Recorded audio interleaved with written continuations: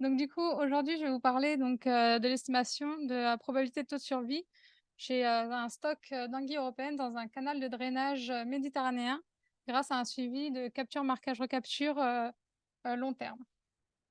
Je fais ma thèse avec Jean-Christophe Poggial au MIO à l'Université d'Aix-Marseille et Delphine Nicolas à la Tour du Vala. Alors tout d'abord, l'anguille européenne, c'est une espèce catadrome, donc c'est-à-dire qu'elle va se reproduire au niveau de la mer des Sargasses, au niveau des côtes de Floride. Elle va traverser l'océan sous forme de larve et elle va arriver sur les côtes en tant que civelle. Et là, elle va donc pouvoir coloniser différents habitats qui vont des côtes nord-africaines jusqu'en Norvège et des Açores même jusqu'à la mer Noire. Donc il y a vraiment une grande diversité d'habitats. Et quand elle, donc elle va remonter les cours d'eau et coloniser une diversité de milieux qu'on voit ici, donc ça va aussi bien des lagunes, des rivières, des estuaires. Elle va se pigmenter au fur et à mesure de sa croissance, devenir l'anguille jaune qu'on connaît couramment. Et ensuite, donc elle va s'alimenter tout au long de sa vie. Et quand elle a accumulé assez d'énergie, elle va se transformer en anguille argentée. Elle est et ensuite en temps lorsqu'elle est ouais. Lorsqu'elle est anguille argentée, elle va ensuite arrêter de donc s'alimenter et faire sa migration inverse pour aller donc se reproduire et mourir au niveau de la mer des Sargasses.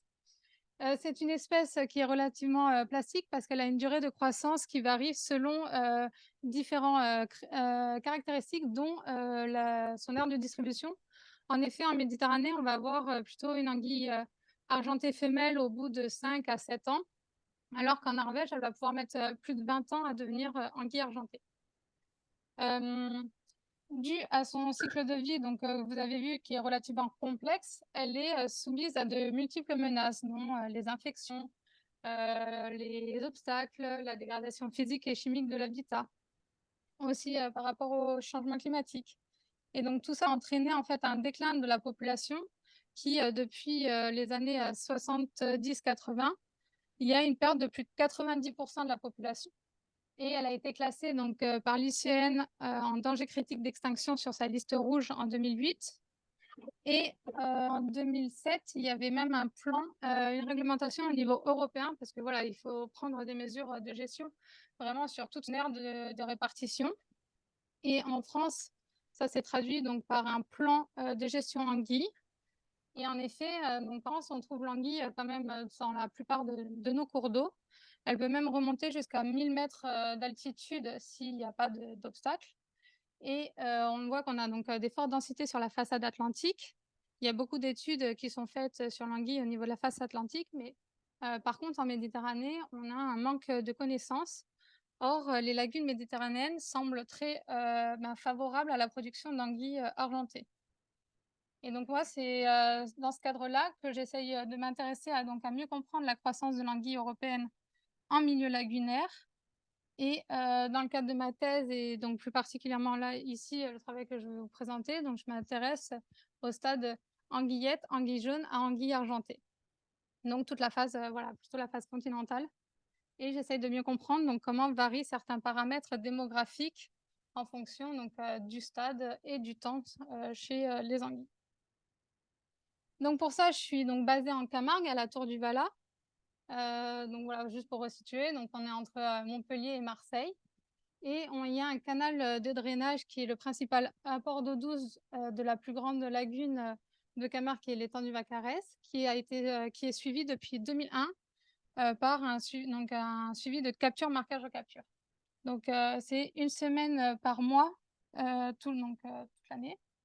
Et donc ça se traduit par des pêches passives, donc on récupère les anguilles, on va faire des analyses biométriques, on va les mesurer, les marquer avec des petits tags qui sont donc comme pour les puces, pour les chiens et les chats. Et ensuite, donc, on va avoir comme ça une quantité d'informations intéressantes avec donc l'individu et sa taille, son poids, la date et l'endroit où il a été recapturé. À l'aide de ces données, du coup, j'ai développé un modèle multi-état de capture, marquage, recapture pour mieux comprendre donc certains paramètres démographiques, dont le taux de survie, de l'anguille par stade.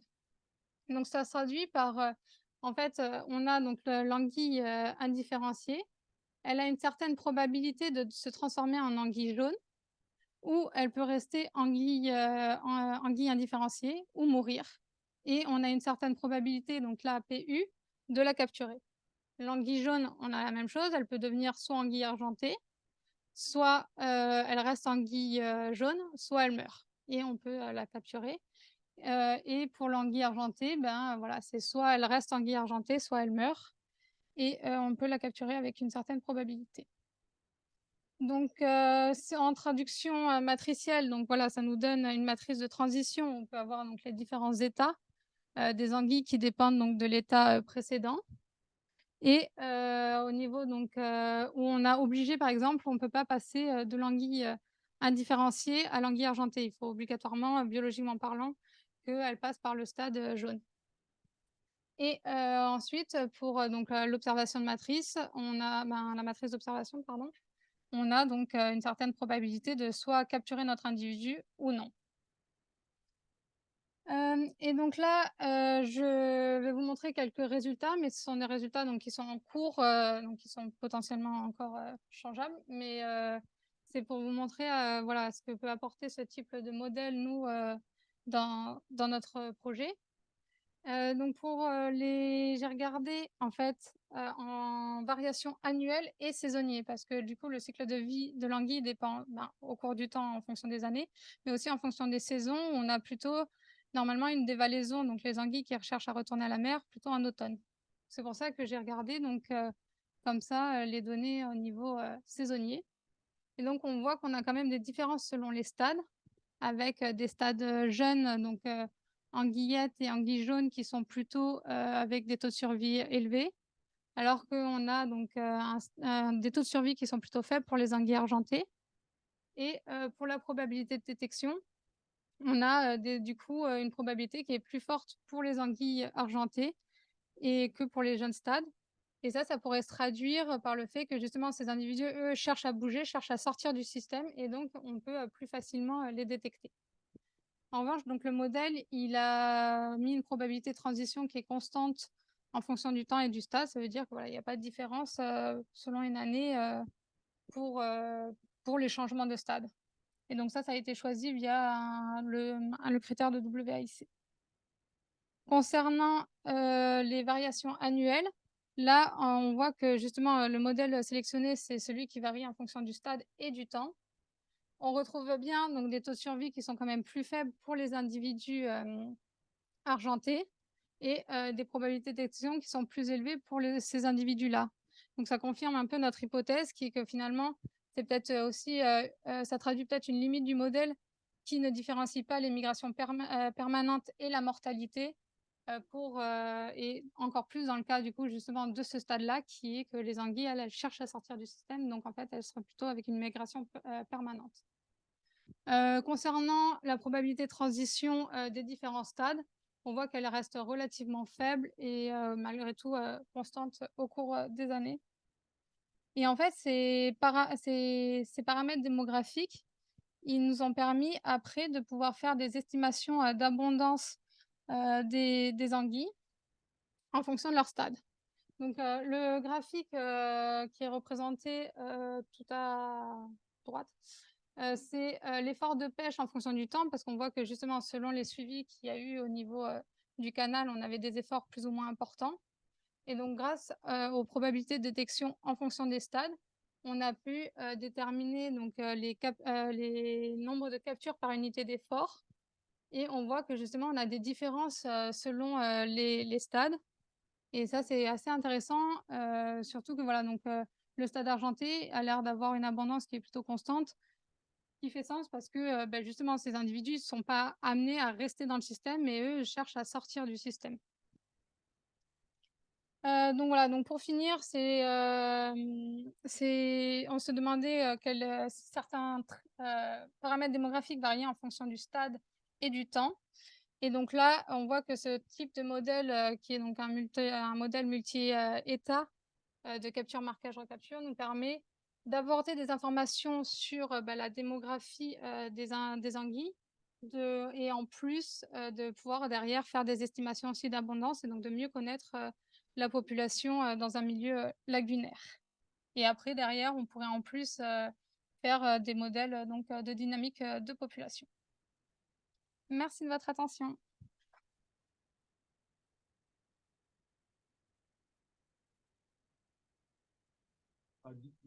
On va prendre 5 minutes de questions avant de passer à l'exposé de Marwan. Préparé.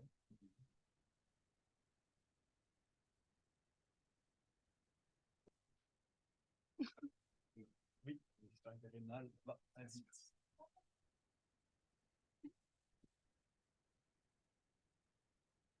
Non, c'est estimé. Tout ça, c'est estimé, justement. C'est avec les données qu'on a. Justement, on peut avoir un individu, on va voir si on l'a capturé, si on a l'information, et après, l'année d'après, si on a la donnée ou pas, on va pouvoir du coup estimer la probabilité de le recapturer.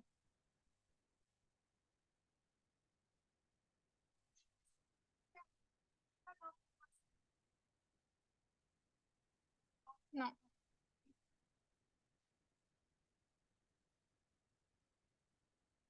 Justement, il ne les fait pas, et donc ben, c'est le cas sur... Voilà, c'est ça, c'est confondu dans ces modèles-là, on confond en même temps la mortalité et le fait que, ben, par exemple, l'individu...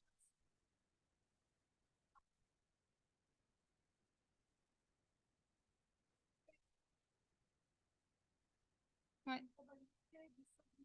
Oui. Non, alors non, c'est pas confondu.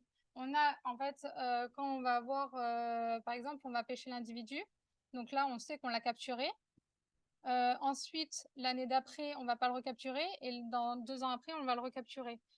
Et donc là, on sait qu'entre ces deux temps-là, ben, on l'a capturé qu'à 2 moments. Mais si on prend ça sur une année, mais il était en vie durant les 3 ans. Et donc, c'est comme ça qu'on peut estimer le taux de survie.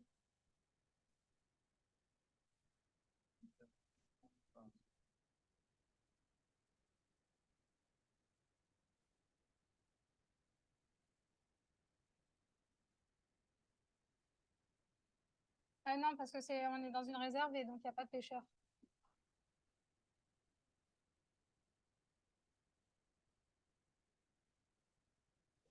Oui,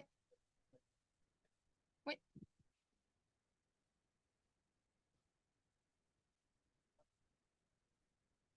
plus élevé. Non, mais après, avoir des probabilités de capture aux alentours de 10%, là, c'est le cas.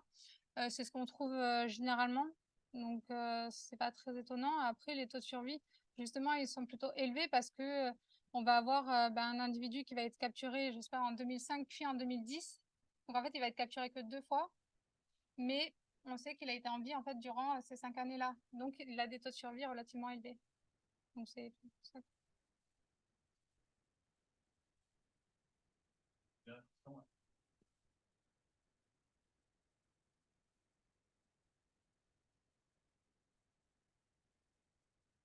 Non, bah, je l'ai pas dit parce que ils ont pas fait, à ma connaissance, beaucoup de. Ben, si, il y a eu quelques analyses comme ça aussi de multi-États, mais globalement, c'est à peu près les mêmes résultats.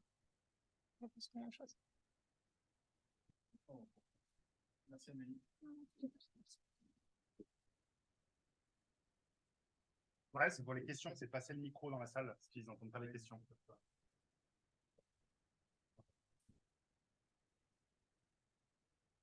Maintenant, on a fait Marwan Nasseri, qui vient de Montpellier.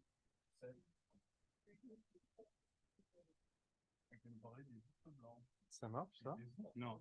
Si, ça marche. Ah, mais pas pour passer. Ah ouais, ouais.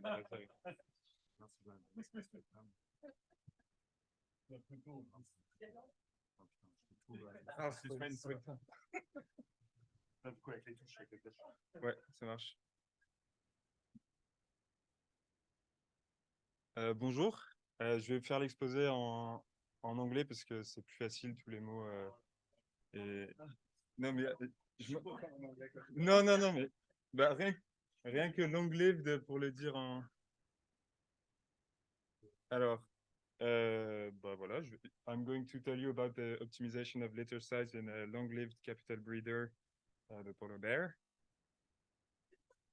So 75 years ago, David Lack proposed that females are limited in the number of offspring they can successfully raise, such that there is an intermediate clutch size that is optimal, meaning that it maximizes the number of recruited offspring.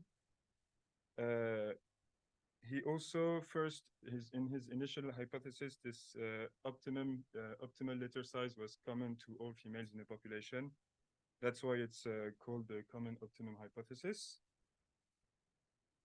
But then experiments with manipulations of clutch size have shown that indeed adding or removing offspring compared to the natural litter size reduced the number of recruited offspring. But they've also shown that the optimal litter size differed between individuals. So that individuals with more better body condition, more experience, or higher quality, so here individual 2, have a higher optimal clutch size. So this led researchers to propose a refined version of the optimization of litter size, refined hypothesis in which females that are in a good state have large clutches, and are able to successfully raise more offspring. And consequently, at the population level, we have a positive relationship between clutch size and the number of recruited offspring.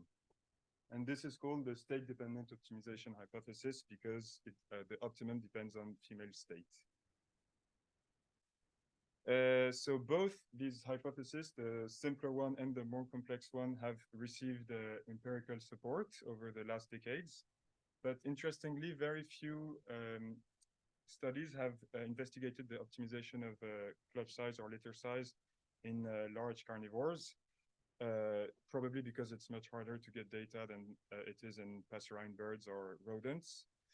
But large carnivores differ substantially from these typical model species because they have a much slower pace of life, and they also have much smaller litters, with potential consequences on how litter size is optimized. And for instance, it has been proposed that since going from 2 to 3 offspring, for instance, is a much greater relative change than going from, say, 8 to 9 offspring, then we may not observe adjustment of litter size depending on maternal state in species with small litter sizes. And indeed, a study conducted in Eurasian lynx has shown recently that they fit the common optimum hypothesis best. Yeah. C'est couvé, porté, niché, tout en un, je crois. C'est comme litter, mais pour aussi les oiseaux. And so we've tested the common optimum hypothesis and the state-dependent optimization hypothesis in polar bears. And we also investigate the role of cub mass as the mediator between litter size and cub survival. And so polar bears have a very slow pace of life. They have very small litters as well, so they couldn't be more different from the usual model species. And also females behave as capital breeders, which may mean that we are more likely to observe state dependence of litter size. And then following, so that they're capital breeders, over maternity denning. And then when they emerge with their cubs, they become income breeders for the following 2 years of maternal care. So I'm using capture-recapture data from the Svalbard area spanning 30 years, and the captures are carried out in spring when the females have very recently emerged from their maternity den with their cubs, who are 3 to 4 months old at this point. So in my data set, there are 244 litters corresponding to 410 cubs, for which we know litter size, of course. We also know maternal state variables, namely age and size. We also have body mass, but that's in spring after the fasting period, not before. So it doesn't really reflect the amount of resources that female has to invest in reproduction. We also know cub mass, and then cub survival is the last piece of the puzzle that we need to study the optimization of litter size. But due to imperfect detection, we could not measure it, and we had to estimate it using a capture-recapture model. And that's the survival from the cub's first spring when we can first capture them to their second spring. I've also used path analysis to control for direct and indirect effects of variables.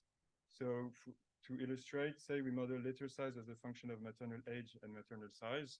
That's a regular linear model. But then what if maternal size depends itself on maternal age? Or in other words, if maternal age has an indirect effect on litter size. And that's what path analysis allows to do. And so I then combined the capture-recapture part with the path analysis part into a hierarchical model in a Bayesian framework. So here it's a simplified version of a cyclic graph showing the variables of primary interest. So we have maternal state, age and size, and then we have three interrelated reproductive traits, litter size, cub mass, and cub survival, so estimated with capture-recapture. And so if we go to the results, so here we have maternal state, so age and size, and we have mean litter size. And we see that here that prime age females have slightly larger litters than young females on average, although the difference is not huge. And here too, we see that females of intermediate size have larger litters than other females. So we do find that litter size depends on female state. So in accordance with the state-dependent optimization hypothesis. Then looking at cub mass as a function of litter size, there's a clear negative relationship. So there's a trade-off between litter size and cub mass. And that's important because cub survival is very strongly dependent on cub mass. And although cub mass decreased with increasing litter size, litter mass increased, indicating higher allocation of resources in large litters, which also fit the state-dependent optimization. Here we had no specific prediction for the common optimum hypothesis. So if we summarize, so far we had a trade-off between litter size and cub survival, despite higher allocation in large litters. And so the question now is, at what litter size is the trade-off most advantageous? Or in other words, what is the most productive litter size? And so to answer that question, we need to look at the number of surviving cubs predicted by our model for each litter size.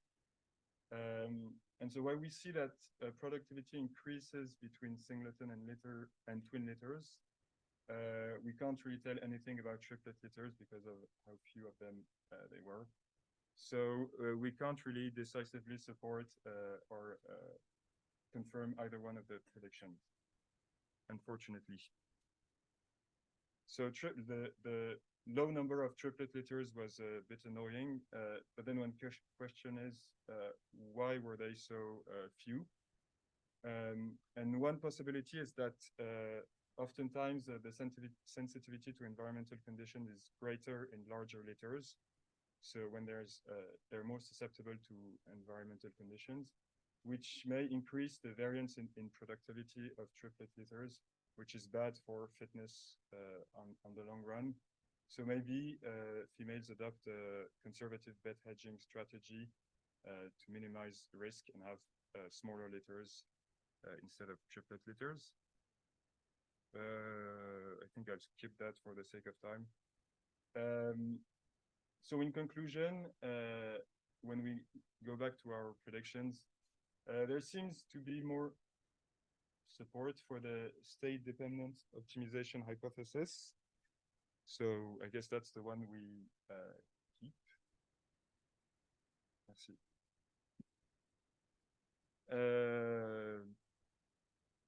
And just a word about perspectives. It would be very cool to study the trade-off between current reproduction and future reproduction and survival.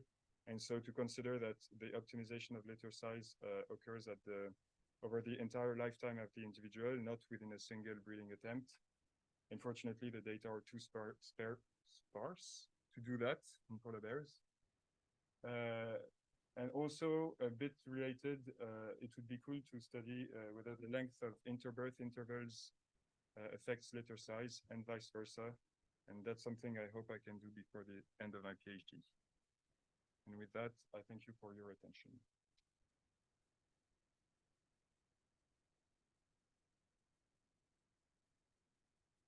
On peut prendre quelques questions.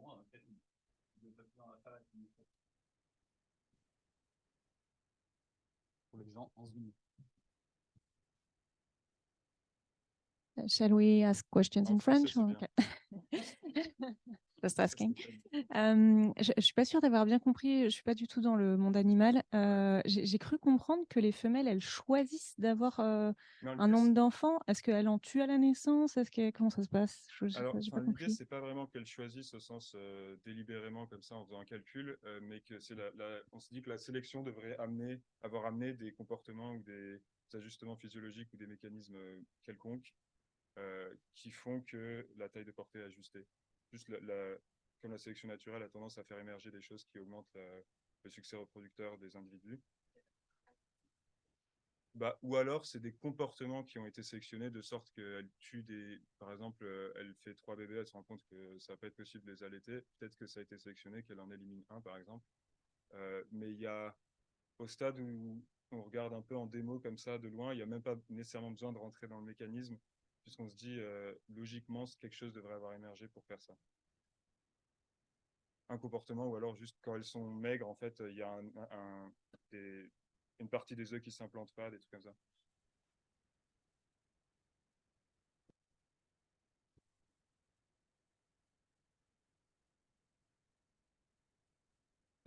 Et justement, est-ce que ça peut pas être une hypothèse de pourquoi vous avez si peu de triplés, en fait, que juste c'est pas un nombre optimal et du coup elles en font moins?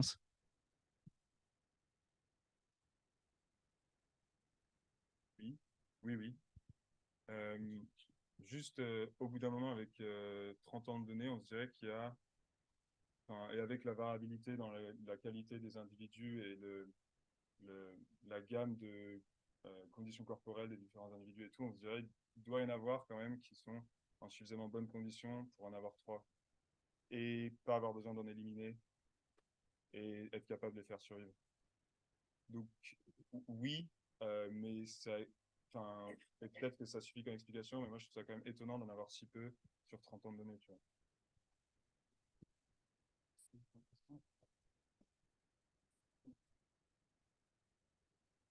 J'ai une question rapide sur les données. Donc, il y a combien de mères distinctes là, dans les données? Combien de femelles distinctes? Il y en a.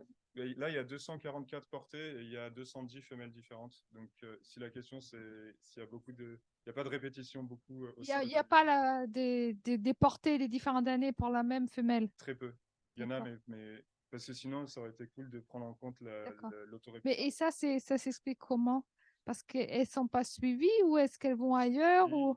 Juste, c'est dur de les capturer. En fait. Ah, et du coup, chaque année, il n'y a pas énormément de captures. Elles sont sur une grande aire géographique. Donc, il y a beaucoup d'individus qui sont vus qu'une seule fois. Comme une inconnue, c'était le nombre d'oursons qui peuvent être produits entre guillemets par an. Est-ce que vous avez comparé par exemple avec des données en captivité, savoir est-ce qu'elles sont physiologiquement capables de produire régulièrement 2, 3 oursons ou pas? Non, et ça pourrait être super intéressant, mais il y a un côté quand même, et particulièrement sur scolaire, on se dit que en gros la condition corporelle, que malheureusement nous n'avait pas, c'est un truc hyper important pour déterminer la taille de portée qu'une femelle est capable de faire survivre en gros. Et du coup, si c'est de la nourriture ad libitum ou en zoo, il y a tout cet effet-là qui disparaît. Oui, c'est vrai. Ouais. Merci Marwan. Merci.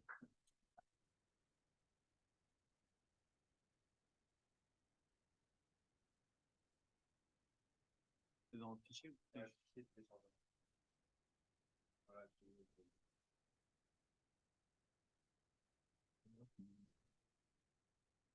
là, avec c'est- les 3 petites lignes à côté. Là. D'accord. D'accord, alors, c'est d'accord, je vois. Maintenant, place à Olivier Jiménez, qui va nous parler de capture de leur histoire. Merci, bonjour. Donc, alors moi, je fais plus de recherche, hein, je fais des reviews. Alors, non, c'est pas ça qu'on dit.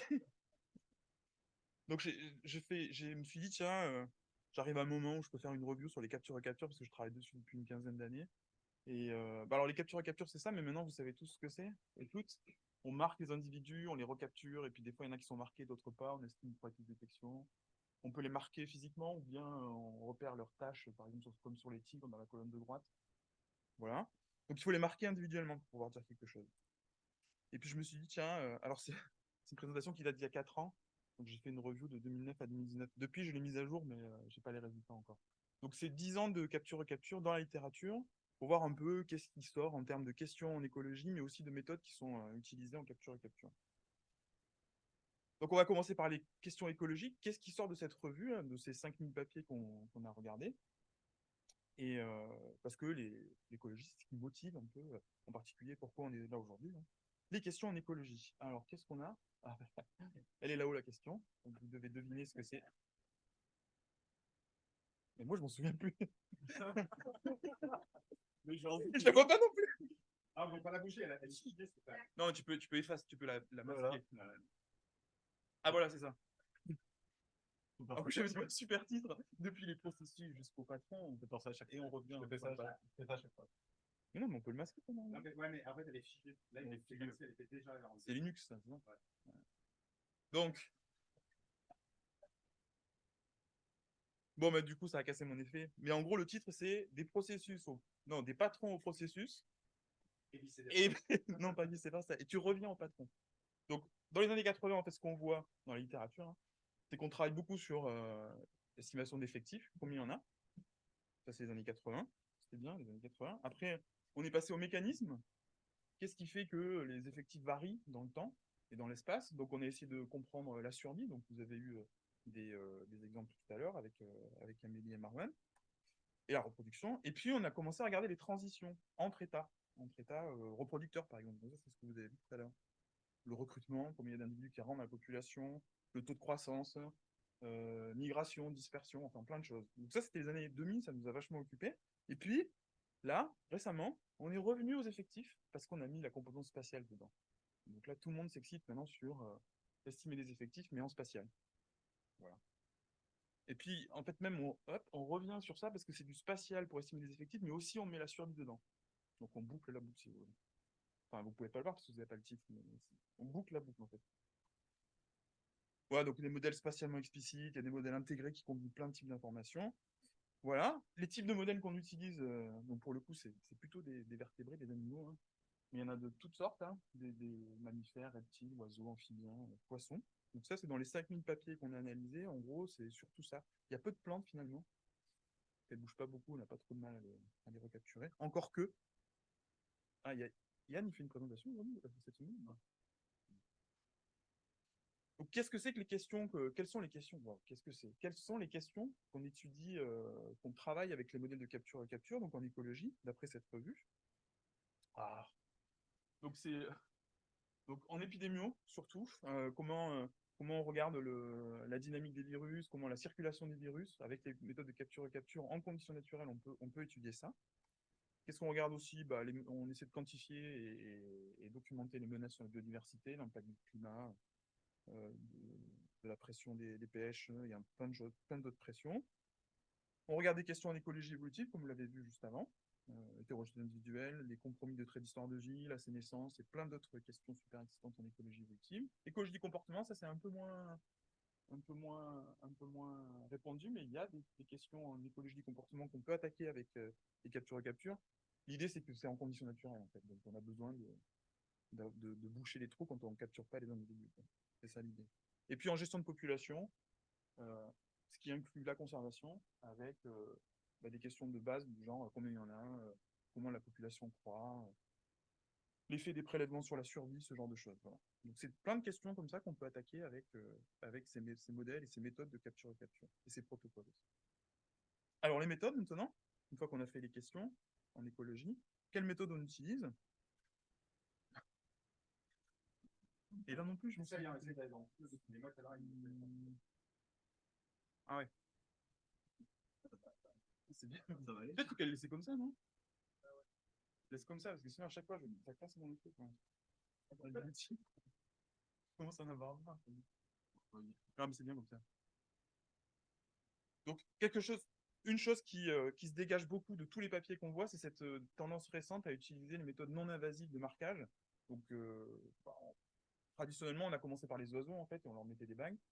Mais quand on a voulu quand on a voulu s'intéresser à d'autres espèces, en fait, il a fallu trouver d'autres astuces pour les marquer individuellement, pour les reconnaître individuellement. Et donc, ah oui, mais quand je fais ça, qu'est-ce qui se passe? Ouais. Ça va être.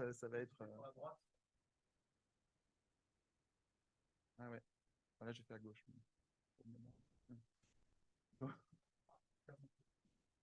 Et donc, ce qu'on peut faire, c'est, en fait, on les marque pas de manière active. On utilise les patrons de marque que les animaux peuvent nous donner. Donc, par exemple, ici, un lynx.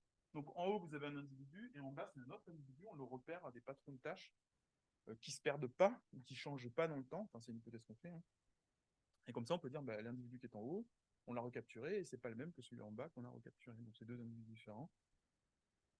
Et c'est des marques complètement non invasives. On a juste besoin de les prendre en photo. Et puis, l'outil qui a beaucoup révolutionné les captures et captures, c'est l'outil génétique, où on a, ici, c'est des crottes d'ours. Et on fait du génotypage et de l'identification individuelle à partir de matériel génétique qu'on trouve dans la nature. Donc ça a un peu révolutionné les captures et captures parce qu'on a pu étudier des populations, des espèces qui étaient complètement inaccessibles pour un marquage physique. Donc il y a ce papier qui est très bien là sur le marquage génétique dans l'Anthropocène. Voilà. Du point de vue modèle, donc ça c'est plutôt les méthodes, les protocoles, et puis du point de vue modèle, en fait, ce qui a vraiment émergé, c'est ces modèles dynamiques avec des processus cachés, les modèles à espace d'état, les modèles de Markov cachés, enfin bref, tous ces modèles-là. Donc je ne vais pas vous faire, en gros, ce qu'on voit nous, c'est des 1 et des 0, c'est ce qu'on discutait tout à l'heure pendant les questions. Hein. Mais ce qu'on aimerait savoir, c'est ce qui se passe quand il y a des zéros, quand il y a une question. Est-ce que l'animal est mort, ou est-ce qu'il est vivant, ou est-ce qu'il est encore mort? Où est-ce qu'il est mort? Est-ce qu'il est encore vivant, ou est-ce qu'il est mort? Voilà, donc ça, il y a une review de Brett McClintock là, dans Ecology Letters qui dresse un panorama assez récent et assez complet de ces modèles-là. Une autre chose qu'on voit émerger beaucoup dans ces 4-5 dernières années, 6-7 dernières années, c'est les modèles intégrés, on va dire intégration de données. Donc on a plein de données qui viennent de sources différentes, qui sont hétérogènes, qui informent sur différentes composantes de la démographie, on les met ensemble. Donc ça, c'est une image qu'Andy Royle avait tweetée, où je trouvais que ça résumait pas mal. En fait, on empile des choses et l'équilibre est relativement stable ou instable, selon comment on le regarde. Voilà, et à partir de là, on a essayé de voir un peu ce qu'on pouvait tirer comme vers où on allait avec ce genre d'approche, le modèle de capture et capture. Donc, clairement, les nouvelles technologies, elles nous motivent pour développer de nouveaux modèles et puis elles nous permettent d'accéder aussi, de répondre à de nouvelles questions en écologie. Donc, bah, vous êtes toutes et tous au courant de ça. On a des drones, on a de l'ADN environnemental, on a de l'acoustique. Donc, tout ça, ça demande des développements méthodologiques qui sont un peu... ça demande des développements. On ne peut pas utiliser des modèles classiques de capture et capture.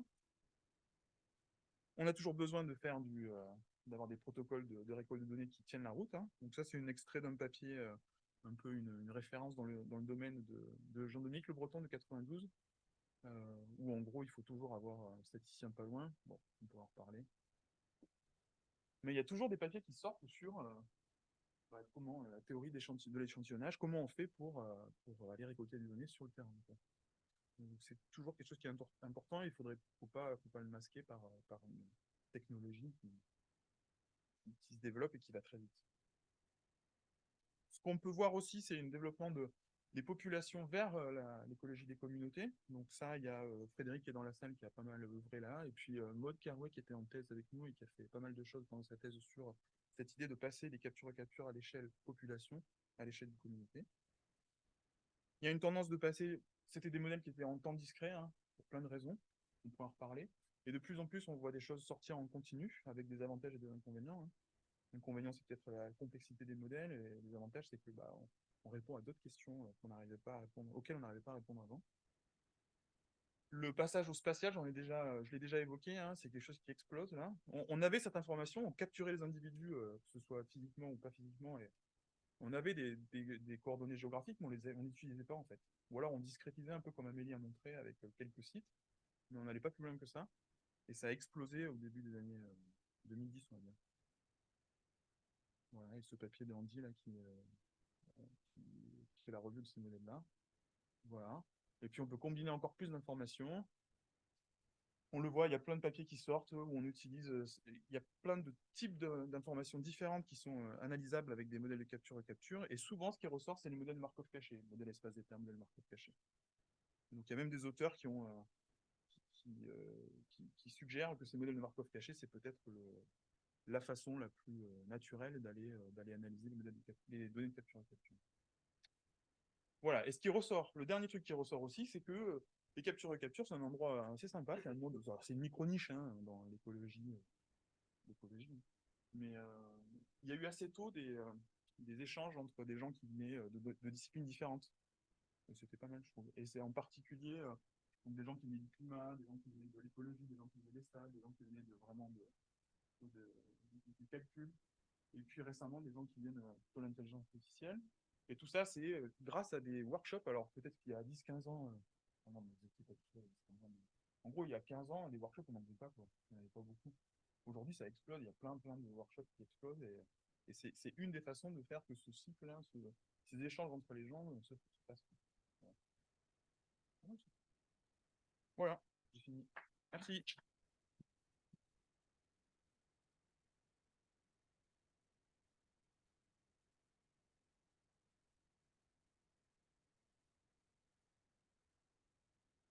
Oui, merci Olivier pour l'exposé. Je ne connais pas bien cette littérature, mais je me demandais, au moment où on s'intéresse justement à la dimension spatiale de ce qu'on peut raconter à partir des recaptures, Ouais. j'imagine que ça renvoie à des questions assez fondamentales sur le protocole d'échantillonnage. Ouais. Et est-ce que, enfin, qu'est-ce qu'il y a dans... Alors, ça s'est développé en même temps, en fait. Au moment où ces modèles de capture-recapture spatialement explicites ont été proposés, 2-3 ans après, les gens ont peut-être pas fait la même erreur que en non spatial et tout de suite se sont intéressés à comment on pouvait développer, quelle méthode on pouvait utiliser pour mettre en place des protocoles qui, alors par exemple, quand on met des pièges photos dans l'espace, combien il en faut, quel espacement, assez vite c'est arrivé. Donc il y a eu des développements très empiriques où on enlevait des pièges, on regardait, et puis après il y a eu des développements en méthodo, en utilisant la théorie d'échantillonnage. Ça s'est fait assez vite, ouais. D'ailleurs c'est intéressant. Ça.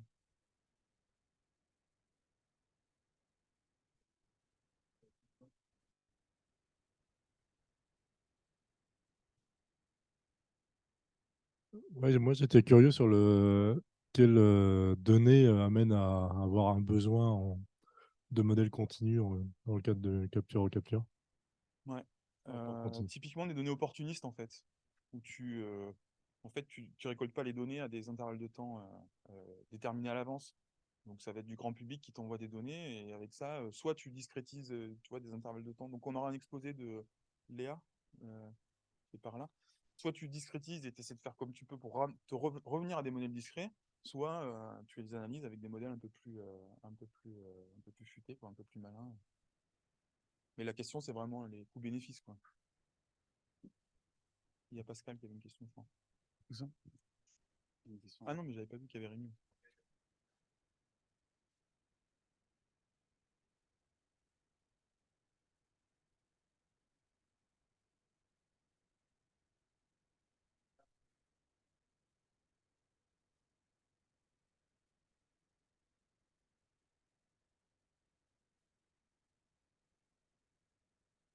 Qualitative ou quantitative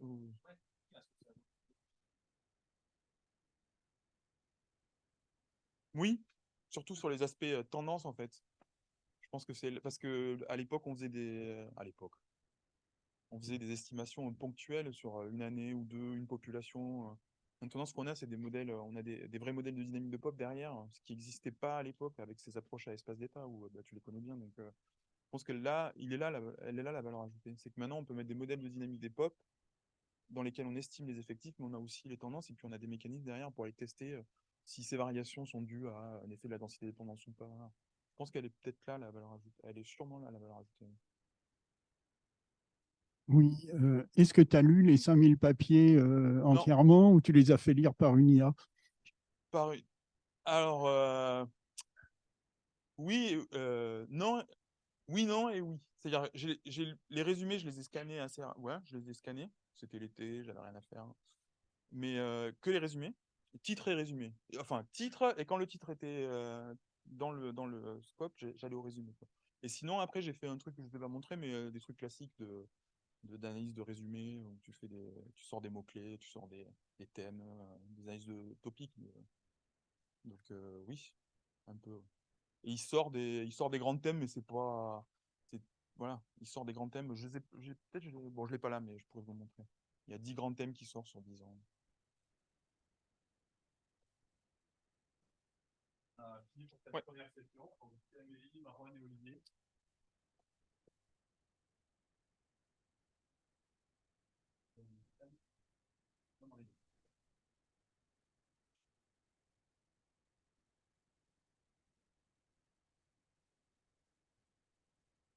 Apparemment, il faut bien parler dans le micro, ils n'entendent pas super bien. Donc, et c'est celui-là qui marche. Si, celui-là aussi, mais pour l'orateur. Moi, je reste pas sur la scène, je laisse la place au staff. Ouais, parce que là, ça peut être ça. Côté là.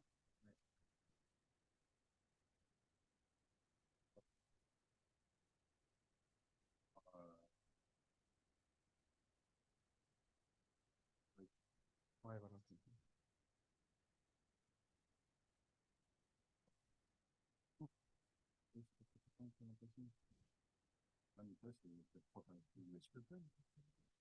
peux le décaler. En fait, je peux pas l'effacer là, parce que là, ça bug. Là, je peux pas arrêter le partage, je peux rien faire. Je le quitte. Je peux pas le mettre sur. Ou en bas, au pire. En bas. Ah, regarde, comme ça. Voilà. Ah, bah, regarde. Ok, du coup, présentation. Vas-y. Alors, c'était juste pour Olivier, on lui. ça marche? Ouais, ça marche. Du coup, il faut bien parler pour les orateurs. Il faut que tu parles bien dans le. Là, dans le micro, là. Faut que tu parles bien dans. Ici. Attends. Oui, j'ai compris. Ouais. Je me mets comme ça. Oh, C'est bon. si tu veux, mais tu n'es pas obligé d'être si proche que ça. Donc, du coup, pour la deuxième partie, on va commencer par retourner à Montpellier. Et on va écouter Jean Péhardy sur des modèles de comptage multivariés. C'est ça. Des arbres. Merci. Oui, donc en fait, cette présentation correspond à plusieurs collaborations, et notamment une autour de la thèse de Samuel Valiquette. Donc, on encadre avec Gladys Tout-le-Monde et Frédéric Mortier qui va présenter juste après moi. Donc, on se place dans le cadre des JSDM, donc dans le cas où on a des données de comptage multivariés. Donc, Y ici, c'est le vecteur d'abondance. On a grand J espèce et I, c'est l'indice pour le site. Et donc, dans ce cadre-là, une des approches classiques, c'est des modèles de type poisson log normal. Il y a deux autres approches qui sont un peu moins classiques, qui tournent autour des copules discrètes, des modèles graphiques de poissons. Et si jamais on nous entend, on n'a pas de présentation. Des lois de type multinomial mélangé. Donc, typiquement, ce qu'on a, c'est des modèles de type Dirichlet multinomial. Et on trouve pas mal ces modèles dans le cadre des microbiomes. Donc, dans un premier temps, je vais vous présenter les polia splitting, et puis dans un deuxième temps, une extension avec les tri-polia splitting. Donc, pour commencer, un rappel sur les urnes de polia. Donc, une urne, au départ, elle contient donc J couleurs, J boules. Non, pardon, elle contient plusieurs boules avec J couleurs différentes. Donc, les J couleurs, ça correspond aux J espèces. Et elle contient θ J boules de chaque couleur. Et la règle, c'est qu'à chaque tirage, on va tirer une boule au hasard, on va regarder sa couleur, on va la remettre dans l'urne, et on va en rajouter C boules en plus de la même couleur. Et C peut prendre les valeurs -1, 0 et 1. Et ce qu'on regarde au bout de n tirages, c'est le nombre qu'on a tiré de chaque couleur. Donc ça va correspondre au comptage des espèces. Et en fait, selon les 3 cas, selon les 3 valeurs de C, donc que ça vaille -1, 0 ou 1, on va obtenir 3 lois différentes. Donc dans le premier cas, quand on n'a pas de remise, on obtient la loi hypergéométrique.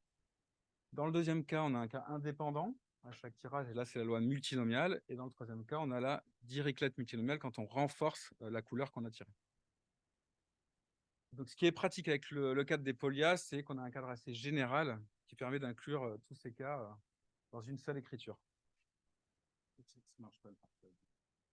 Ah bah, mets-le en-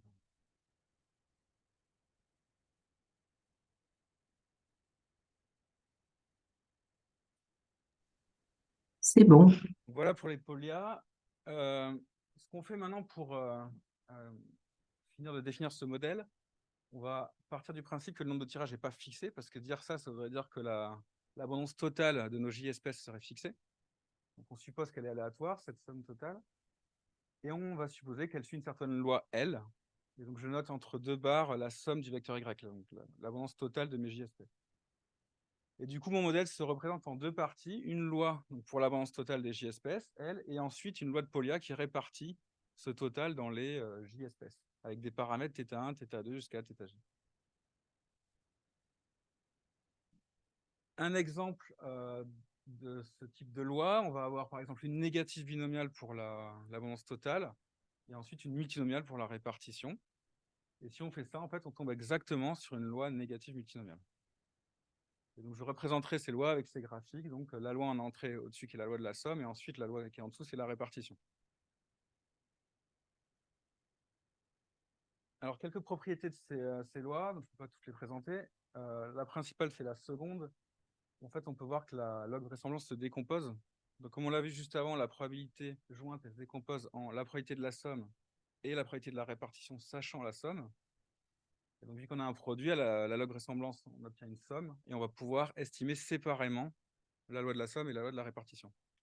Et dans un cadre de régression, on va pouvoir aussi régresser séparément la somme et régresser aussi la répartition. Je passe sur les lois marginales. J'arrive au dernier point, sur la covariance. Donc la covariance entre 2 espèces I et J, en fait, on va se rendre compte que le signe dans ce type de modèle, le signe de covariance, qui est entre les crochets, là, dépend complètement des moments de la loi de la somme. Donc les moments mu1, mu2, c'est les moments factoriels de la somme. Et donc le signe de covariance est complètement déterminé par la loi de la somme, et on va avoir soit tout le monde négatif, soit tout le monde nul, soit tout le monde positif. Donc c'est une des limites un peu de ces modèles qui sont un peu simplistes, on va dire.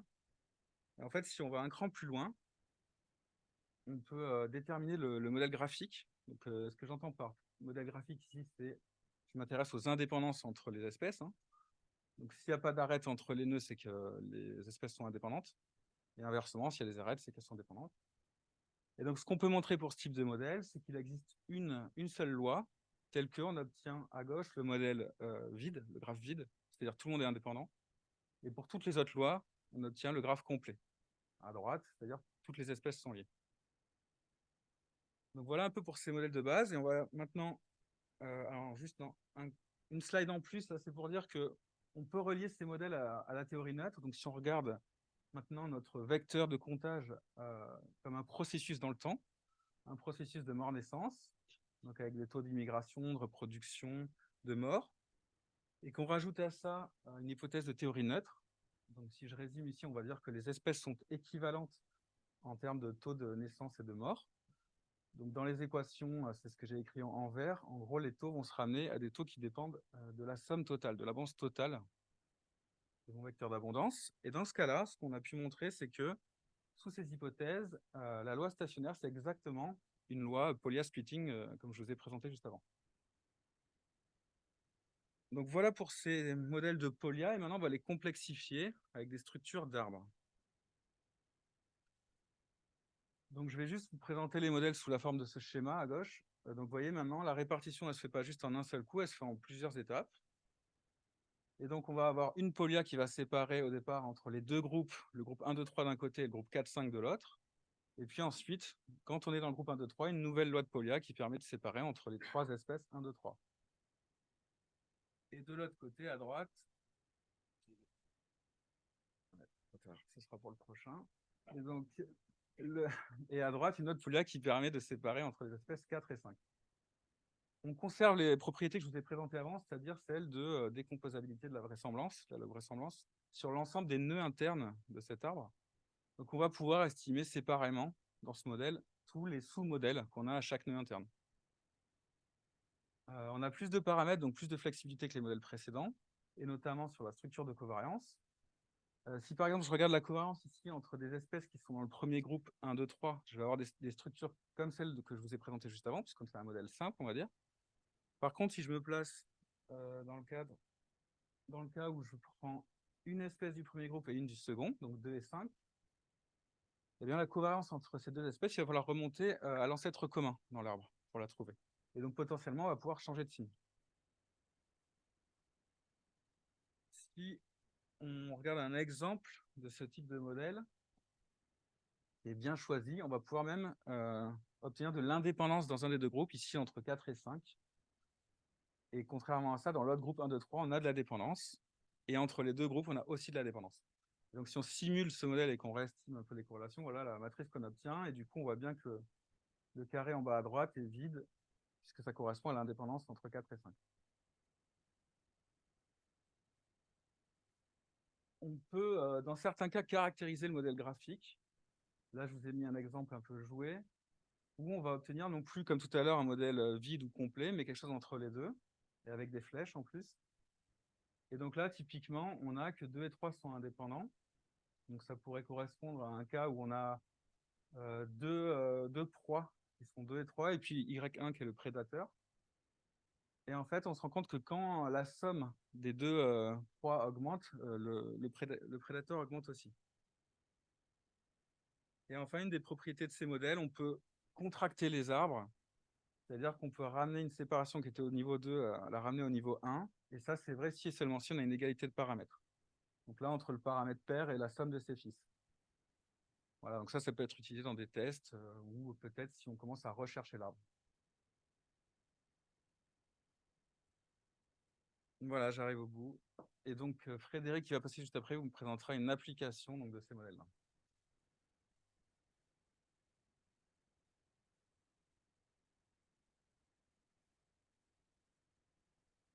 C'est 5 minutes pour des questions. Ouais. Mais en faisant cette astuce de l'arbre, là, on arrive à reconstituer toutes les structures de dépendance dont on pourrait rêver, ou il y a encore des contraintes On est content déjà d'avoir obtenu ça. On peut en obtenir d'autres, mais non, on n'atteint pas du tout tous les graphes. C'est par construction qu'on arrive à les obtenir. C'est pas dans l'autre. C'est en jouant sur les propriétés qu'on a premier niveau, qui sont ça. Voilà, là on sait qu'on a une loi unique qui permet d'obtenir l'indépendance. Et après, on a d'autres propriétés qui nous permettent de stabiliser la loi quand elle passe d'un niveau à un autre, de conserver la loi. Et du coup, en jouant avec ça, on arrive à obtenir quelques structures, mais pas du tout toutes les structures. Mais par contre, l'avantage, c'est qu'on a vraiment le modèle sur la variable observée. Contrairement au poisson log normal où c'est sur la partie cachée.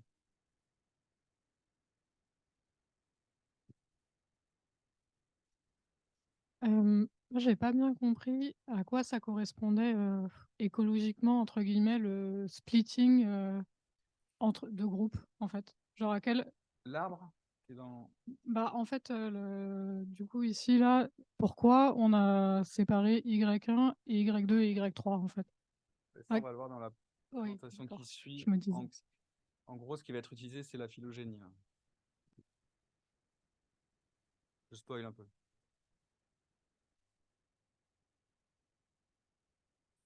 Oui, je veux bien que tu reviennes sur la dernière propriété d'avant, là.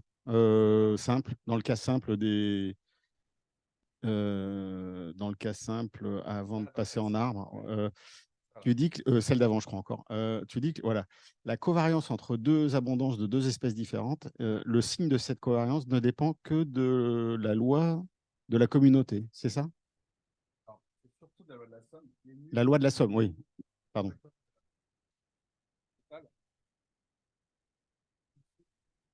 ça. Θ, c'est la somme de tous les θ, de tous les paramètres de chacune des espèces. Alors, un exemple, c'est si on prend bon, un exemple sur ça plutôt. Si on prend une loi multinomiale en répartition, eh ben, la loi de Poisson en somme fait qu'on obtient le graphe vide, c'est-à-dire tout le monde est indépendant. Par contre, si je mets une binomiale en somme, je vais avoir des covariances négatives, si je ne dis pas de bêtises. Et si je mets une négative binomiale, ce sera des positives. Et c'est Toujours l'ensemble. avec une multinomiale en D'accord. Et répartition. c'est l'ensemble des covariances 2 à 2 qui Voilà, c'est ça. répondent à ce Voilà. C'est le même signe pour tout le monde. D'accord. C'est ça qui est un peu limitant dans cela. C'est pour ça qu'on essaie de construire des modèles un peu plus complexes avec les arbres pour avoir des signes qui peuvent changer d'un groupe à l'autre. Et juste, on est d'accord que c'est la covariance pas conditionnelle à la somme, c'est la covariance pure, quoi. Enfin, La négative multinomiale tombe dans ce cadre complètement, quoi. La négative multinomiale, c'est une négative binomiale en somme et une multinomiale en répartition. Donc elle tombe complètement dans ce cadre-là. Oui, une dernière question. Tu dis qu'il y a un lien avec la théorie neutre et que donc, mais il y a une loi de la somme et je pensais que dans la théorie neutre de base, on était à somme fixe. Est-ce que là, c'est une autre théorie On neutre? relâche ça, ouais. Ok. Justement, dans la théorie neutre, ils ont fait l'hypothèse que c'était fixé. Ils ont regardé que la répartition. Et souvent, ils tombent sur des Dirichlet multinomiales en répartition. Et en fait, on peut montrer qu'il n'y a pas besoin de faire cette hypothèse de fixer la somme et qu'on retrouve quand même les polia en répartition. Mais on trouve aussi la loi de la somme. On trouve les deux, en fait. C'est un cadre un peu plus unifié, en fait. Et ça colle avec ce que vous dites. Hein. Ça prend en compte ce cadre. Bon, bah, merci. On peut remercier Jean encore une fois.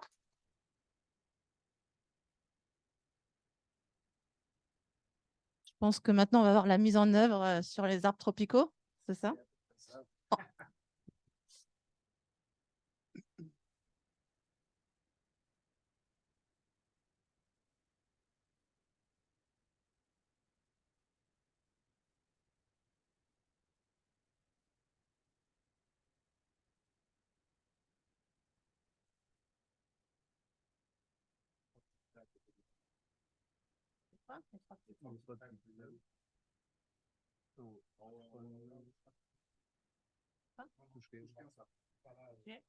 C'est quoi les trois types? Mais ça marche plus, la touche magique, ça marche plus, quoi. D'accord, ok. Contrôler, ça marche plus. Donc, bonjour à vous. Donc moi, je vais mettre en pratique et vous montrer un peu comment effectivement on peut utiliser ces approches-là. Et cette fois, on va se mettre dans des problèmes de régression. On a des covariables. Enfin, voilà, je vais vous montrer tout ça. Je tiens à préciser qu'ici, je parle au nom de Fabrice Moudjeux, qui est étudiant en thèse de Yaoundé. Et la connexion est un peu mauvaise en ce moment, avec beaucoup de coupures, donc il ne pouvait pas intervenir. Et donc, Fabrice travaille avec Samuel, qui est donc qui est étudiant en thèse avec nous aussi, et il est encadré donc par Jean. Il a dit c'est ce travail-là, et aussi avec Maxime Réjou-Méchin de l'IRD. Et ce travail se fait dans le cadre du projet ANR Gambas. Je pourrais en parler plus tard, mais qui ne parle pas que de Gambas. Comment ça passe là? Donc, moi, je vais vous parler des forêts tropicales. Je travaille au CIRAD et je travaille beaucoup sur les forêts tropicales du bassin du Congo. Mais quelques généralités, vous savez que ces écosystèmes-là, ça représente 6% de la surface terrestre, ils doivent avoir 50% ou plus des organismes vivants ils font vivre directement de nombreuses personnes et que c'est des écosystèmes qui sont extrêmement menacés, comme la plupart de tous les écosystèmes d'ailleurs, mais voilà, notamment évidemment en raison des conditions climatiques et de la déforestation qui ont des implications très importantes. Et donc depuis de nombreuses années, on cherche à essayer de trouver des règles de gestion, d'essayer de comprendre ce qui va se passer avec les changements climatiques sur la dynamique écologique de ces écosystèmes. Et voilà, il y a beaucoup de choses qui existent. Et depuis quelque temps, dans le milieu tropical, on a accès à plusieurs types d'informations, et notamment l'idée que les forêts qu'on observe actuellement sont issues de processus évolutifs. Donc, il y a eu des forêts qui ont vécu des changements climatiques aussi, donc peuvent nous aider, nous renseigner sur ce qui peut se passer dans le futur. Et donc, un des objectifs du travail de Fabrice, c'était d'essayer de proposer, donc de combiner des données d'inventaire, donc des données de comptage. Donc, en fait, ça, c'est des données qu'on a récoltées sur le long terme. Hein. C'est des données d'inventaire forestier. C'est plus de 180 000 parcelles d'un demi-hectare. C'est plus de 6 millions d'arbres avec en gros 193 taxa. On a des données de type sol, on a des données climatiques, et récemment, par un travail avec Maxime et un étudiant qu'il avait, Félix, ils ont, et d'autres collaborateurs, proposé une phylogénie des forêts, des principales espèces des forêts du bassin du Congo. Et donc, l'idée, évidemment, c'est d'essayer de combiner toutes ces informations pour essayer de voir comment les interactions qu'il y a pu y avoir entre climat et phylogénie. Et si je déroule, évidemment, le début de cet arbre, c'est-à-dire vraiment là, on est au tout début ici, si je le déroule, évidemment, qu'est-ce qu'on observe? Ben, on a cet arbre. Donc là, c'est pour revenir à la question que tu posais tout à l'heure. Et donc, la particularité de cet arbre, évidemment, c'est qu'il est binaire. Hein, donc, à chaque nœud, il y a une séparation. Donc, on va avoir un certain nombre d'espèces qui vont partir à gauche, d'autres à droite. Et comme ça, on descend jusqu'en bas. Donc, comme l'a présenté Jean tout à l'heure, si on revient à cette approche de splitting, free splitting du regression model, ce que l'on va vouloir faire, c'est travailler sur la modélisation séparément de l'abondance totale et la modélisation ensuite des différents nœuds. J'expliquerai les couleurs après. Et donc, pour la modélisation de l'abondance totale, on peut choisir une loi de Poisson, une loi négative binomiale, une loi bêta négative binomiale. On peut même supposer qu'il y a des données enflées, etc., etc. On peut faire des zéro inflated bêta négative binomiale. Enfin bon, etc. Je ne sais pas bien ce que c'est encore cette loi-là, mais... Et on peut évidemment modéliser les moments en fonction de covariables. Alors ici, j'ai mis les premiers moments, l'espérance, comme dans la mode Poisson avec le log, ou la probabilité, le logique. Il y a des possibilités de modéliser en fonction de covariables le second moment, la variance, la queue de distribution. Enfin, on peut complexifier. Voilà, donc Fabrice avait d'abord présenté un modèle où il mettait des covariables partout, mais on ne comprenait pas grand-chose. Donc là, on a fait quelque chose de plus simple. Voilà, on modélise le premier moment. Et puis, puisque, comme l'a présenté Jean, cette propriété de décomposition de la vraisemblance et qu'on peut modéliser tout séparément, eh bien, on peut aussi, pour la somme comme pour chacun des nœuds, enfin pour la somme en tous les cas, appliquer des méthodes de sélection de variables, de régularisation par composante supervisée, comme le présentera Julien tout à l'heure, ou demain, et ainsi de suite. Ensuite, une fois qu'on a modélisé l'abondance totale, il va falloir modéliser chacun des nœuds, la loi de chacun des nœuds. Alors, comme c'est un arbre binaire, la loi naturelle, c'est la loi binomiale, mais c'est une loi assez restrictive.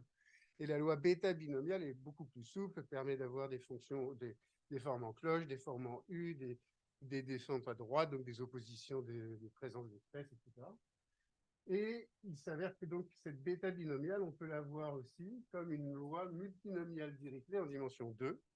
Et ça fait apparaître aussi, il me semble, un point important, c'est que la loi multinomiale, donc on va avoir ces deux compartiments, ces deux parties de branches, et peut se poser à ce moment-là un problème, c'est qu'on peut avoir, par exemple, sur cette partie-là, beaucoup de zéros, donc on va avoir des choses zéro enflées du côté gauche. On peut avoir aussi des choses enflées en zéro, mais du côté droit, ou les deux. Alors, on sait gérer pour le moment le côté droit et gauche, mais on ne sait pas encore gérer le problème des zéros simultanément, les 0-0. Et puis, même chose, selon cette loi-là, on peut modéliser les moments en fonction de covariables et appliquer des méthodes de sélection, qu'elles soient pénalisées, supervisées, etc. etc., etc. Donc, on a donc avec Fabrice et les calculs qu'il a fait, on a reprenant les expressions de l'espérance, de la covariance, etc. et les lois zéro enflé ou pas, en fait, il obtient les moments de la covariance. On travaille là, on a la corrélation, mais on n'a pas encore l'expression bien, voilà, je n'ai pas pu l'écrire là, mais on devrait l'avoir bientôt. Et donc, l'espérance va dépendre pour un nœud quelconque, donc ça peut être une espèce comme un nœud intermédiaire, ça va dépendre de l'espérance de la somme, d'une partie qui va dépendre du chemin qui remonte à la racine de la partie non enflée, d'une partie qui va être enflée à gauche et d'une partie qui va être enflée à droite. Donc ça dépend du chemin que l'on parcourt en remontant jusqu'à la racine. Et de la même manière que l'a montré tout à l'heure Jean et que nous en parlait, la covariance entre deux nœuds dont le parent commun est F, eh bien ça va être dépendant de la covariance entre les parents, ce qui se passe au nœud et de ce qui va être du chemin qui part de l'individu A1 à ce parent commun à gauche et de l'individu A2 qui arrive au parent commun par la droite.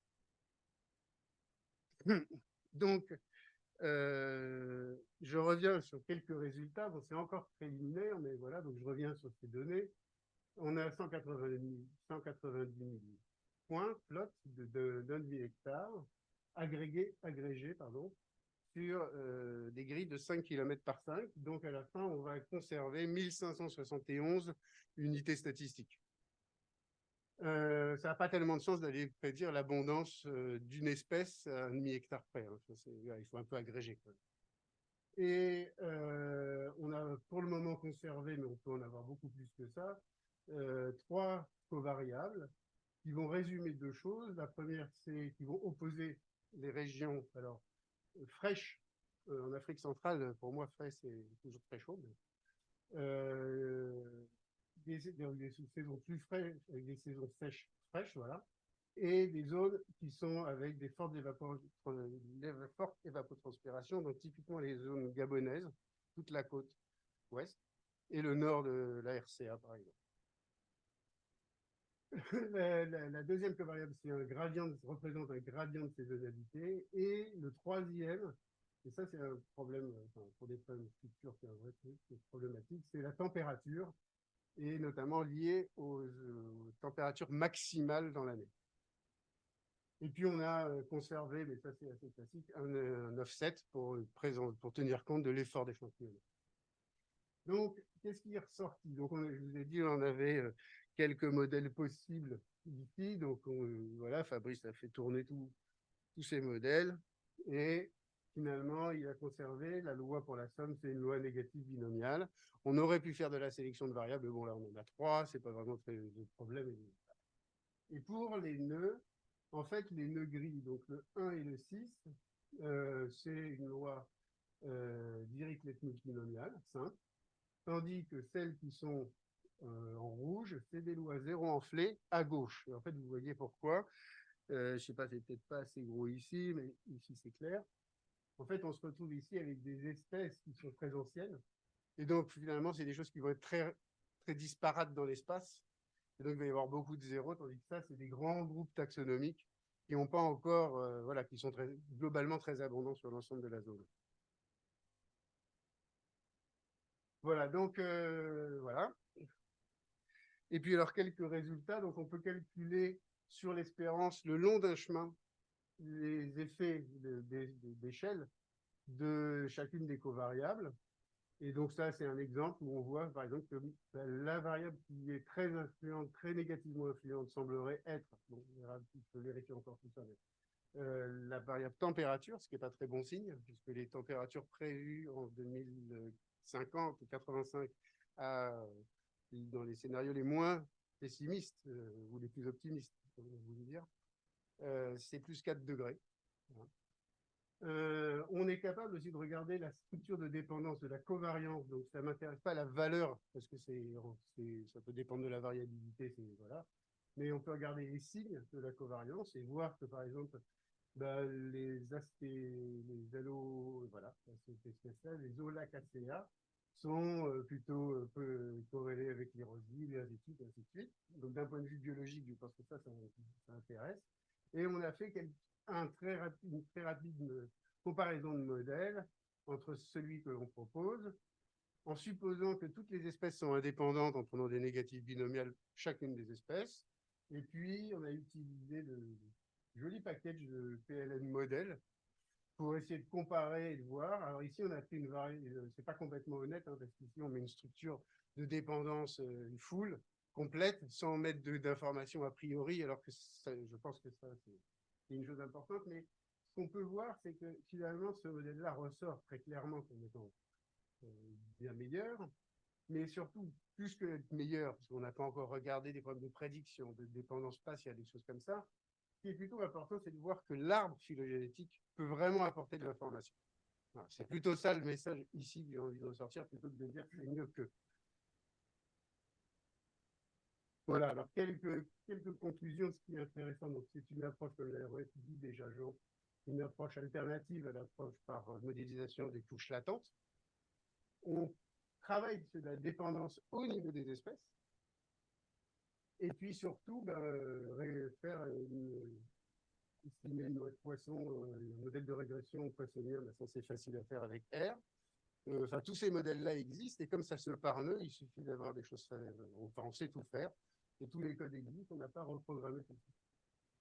Ce qui reste à faire là, très clairement, mais ça devrait être fait bientôt, c'est d'ajouter les corrélations pour avoir une idée si c'est au fur et à mesure de la descente dans l'arbre, si on est positif, négatif, si ces corrélations diminuent ou est-ce qu'elles augmentent, comment ça se passe. Quand même, il y a un problème qui est que quand on est en multivarié, et là on a 190 espèces, il faut, à la fin, il faut quand même analyser les 190, sortir quelque chose. Enfin, c'est pas évident, et avoir une représentation graphique, c'est intéressant dans le travail. Voilà. Et puis d'utiliser peut-être d'autres relations pour l'arbre, par exemple des relations trophiques ou des dépendances fonctionnelles, l'arbre fonctionnel. Voilà.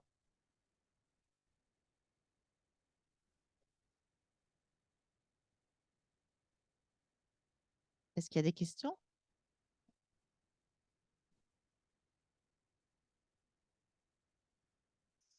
Merci beaucoup. Alors, moi, je n'ai pas très bien compris comment la structure de l'arbre phylogénétique imposait la distribution des espèces.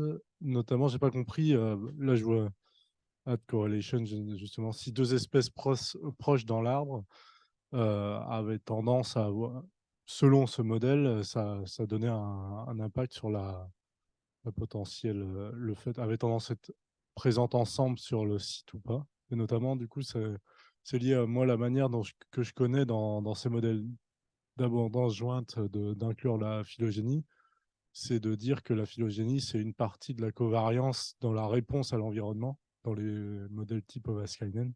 Et je me demandais si c'était lié à ça. L'idée, c'est de se dire que c'est de regarder, de comparer un peu les faits. Est-ce que l'environnement et la phylogénie, est-ce que l'environnement peut expliquer des ruptures, des changements dans la phylogénie aussi, de mettre des liens entre environnement et phylogénie. Après, il faudrait qu'on compare avec d'autres modèles pour regarder comment. Peut-être tu ne réponds pas à ta question, alors peut-être tu peux me la reformuler. Non, on en reparlera tout.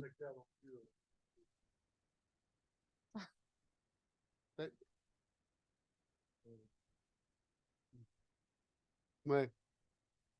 Pas sûr d'avoir. Oui, merci. Je voudrais juste savoir un peu plus de quel type d'arbre il s'agit, parce que la zone, elle est immense, c'est ça? Et du coup, on a des arbres qui ne sont pas distribués partout. Est-ce que toutes toutes les espèces, théoriquement, sont partout? Donc, si tu peux dire un petit peu plus sur... Il y a quand même quelque chose qui fait que ce n'est pas que la phylogénie, là. C'est aussi... bien sûr, il y a l'environnement, par exemple, typiquement. Là, il n'y a pas que ça, il y a aussi la distribution. Ici, il y a par exemple l'opumée, qui est une espèce d'arbre qui est très connue. Son aire de distribution, il y a une barre ici, il n'y en a pas du tout au-dedans. On ne sait pas du tout pourquoi elle s'arrête là. Il n'y a pas de régénération d'opumée. Après une certaine.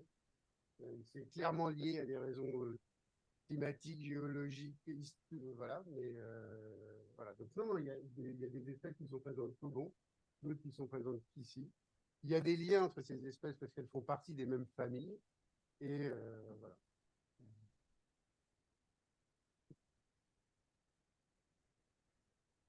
Oui, merci Frédéric. c'est les doubles zéros qui m'ont. J'ai une question sur double zéro. Est-ce qu'il ne faut pas au contraire les interdire? J'ai l'impression que si tu autorises l'apparition de ces deux zéros dans chacune des branches, bah, ça tue tout ce qui descend, quoi. Non? Non, c'est dans l'observation. C'est-à-dire qu'il peut y avoir, c'est pas Mais- parce qu'il peut y avoir trop de double zéro dans les observations, Il faut- mais c'est pas pour autant que l'espèce est absente, sinon on l'aurait pas mise. Ouais. Donc, Bah oui, mais si, tu elle voulais peut le faire en justement, même temps. tu voulais Oui. essayer de les modéliser en même temps et assurer le fait que des doubles zéros soit, de probabilité, enfin, gérer la probabilité d'apparition des doubles zéros, c'est ça? Par exemple, il peut y avoir l'espèce, les deux espèces, j'en sais rien, elles sont présentes ici. Ou de communauté. Ouais. Elles sont absentes ailleurs. Donc il va y avoir beaucoup de représentations de 0,0. C'est pas seulement que l'espèce Ouais. exclut l'autre et qu'à un endroit on observe beaucoup de zéros, tu vois. Et ça, évidemment, là on est en binaire, donc on a 0,0, mais quand on reprend les graphes que présentait Jean, où on n'est pas du tout binaire, et là on a le problème du 0,0,0,0. Enfin, du vecteur de 0. Et souvent, enfin, celui-là, il est traité, mais on ne traite pas le 0, et puis abondant ailleurs, et ainsi de suite, toutes ces combinaisons de 0.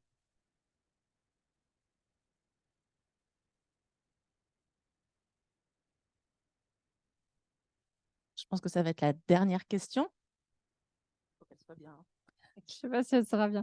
Du coup, j'en profite, oui, par rapport à ces zéros. Ce que j'ai pas compris au tout début, c'est que je comprends très bien qu'on peut avoir des zéros à gauche quand on fait du comptage, enfin en termes de distribution. J'ai pas du tout compris les zéros à droite. Enfin, peut-être que c'est très naïf, mais je comprends pas comment on peut en avoir. C'est comme ça c'est comme ça qu'on arrive. Et quand on prend une loi binomiale, on gère que le problème du zéro à gauche, je m'abuse. Et pour traiter ce problème-là, ici, non, c'est plus bas. En fait, on va regarder si le modèle est enflé 0 à gauche. S'il n'est pas 0 enflé, on switch les deux branches et on regarde s'il est enflé 0 à gauche, mais en ayant tourné. Donc c'est comme si on avait regardé s'il était 0 enflé à droite. Non, c'est pas clair. Je vois ta tête. Mais là, c'est l'abondance là, parlons d'une espèce, ça c'est une espèce, admettons, une communauté d'espèces. Elle peut être il peut y avoir beaucoup de zéros pour celle-ci. Et donc ça serait 0 enflé à gauche. Mais si j'avais juste représenté celui-là, je l'avais mis ici, j'ai tourné, ça n'aurait rien changé à la phylogénie. Hein. Eh bien, ça aurait été 0 enflé à droite.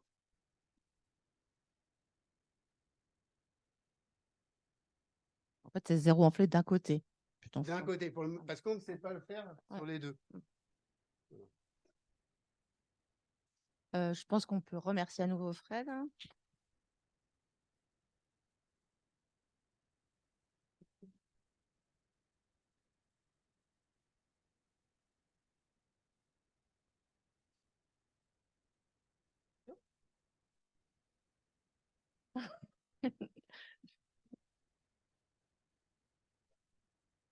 Alors, Du coup, c'est elle qui va partager, non?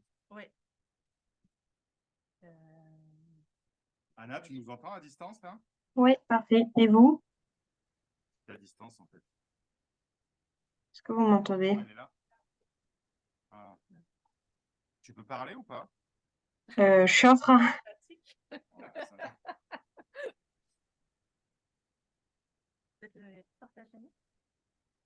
Ici, on entend bien. Je ne crois pas qu'il t'entende. Ah, bah c'est bien. Est-ce qu'il n'y a pas le son qui est coupé? Ah. Nous, on n'entend rien, tout à fait. Alors, attends. Ça peut être le bon micro. Là-dedans.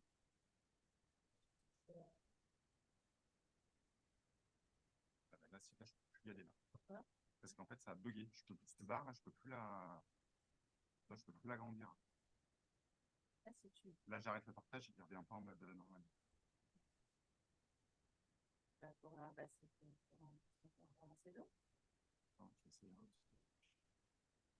Sinon, attends, il y a un ordi qui est connecté. On a le droit de partager? Ah, mais tu n'es pas connecté au son.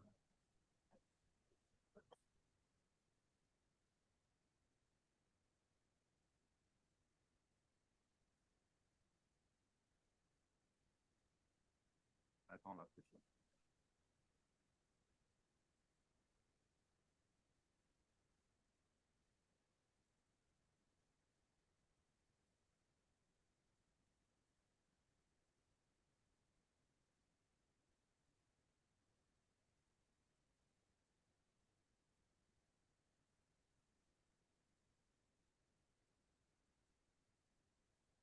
C'est bien ça.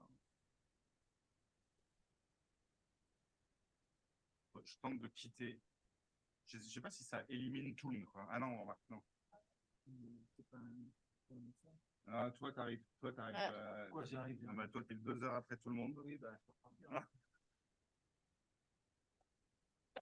Non, en fait, il plantait, le zoom, il a planté et en fait, la barre, elle est. c'était de ma faute.